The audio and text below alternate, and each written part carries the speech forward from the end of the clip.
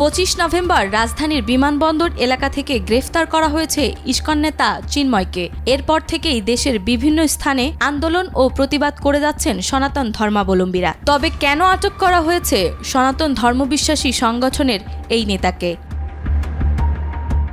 গত 5 আগস্টের পর দেশে সনাতন ধর্মাবলম্বীর নামে কয়েক দফা সমাবেশ অনুষ্ঠিত হয়। সেসব সমাবেশ থেকে চিন্ময় কৃষ্ণ দাস বর্তমান অন্তর্বর্তীকালীন সরকারের উদ্দেশ্যে নানা ধরনের হুমকি ধামকি দিয়ে বক্তব্য দেন। সবসময় আলোচনায় থাকলেও গত 25 অক্টোবর বিকালে চট্টগ্রাম নগরের লালদিঘি মাঠে 8 দফা আদায়ের লক্ষ্যে সমাবেশেই বেশি আলোচনায় আসেন তিনি।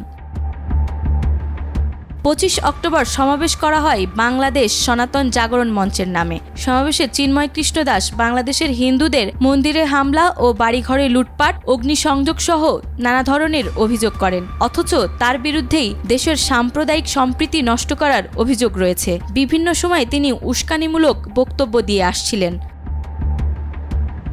গত 30 অক্টোবর সনাতন ধর্মবিশ্বাসী সংগঠন আন্তর্জাতিক শ্রীকৃষ্ণ ভাবনামৃত সংঘের আলোচিত সংগঠক চিন্ময় কৃষ্ণ দাস ব্রহ্মচারী সহ 19 জনের বিরুদ্ধে মামলা দায়ের হয়। জাতীয় পতাকা অবমাননার অভিযোগে রাষ্ট্রদ্রোহ আইনে এই মামলা দায়ের হয়। এই ঘটনায় 2 জনকে গ্রেফতার করে আইনশৃঙ্খলা বাহিনী। তারা হলেন রাজেশ চৌধুরী ও হৃদয় দাস। ফিরোজ খান নামে এক ব্যক্তি বাদী হয়ে নগরীর কোতোয়ালি থানায় মামলাটি দায়ের করেন।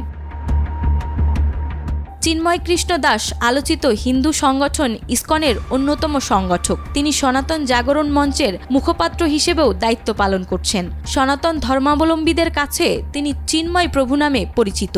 চিন্ময় কৃষ্ণ দাস ব্রহ্মচারী বাংলাদেশ সনাতন জাগরণ মঞ্চের মুখপাত্র ও পুণ্ডরিক ধামের অধ্যক্ষ।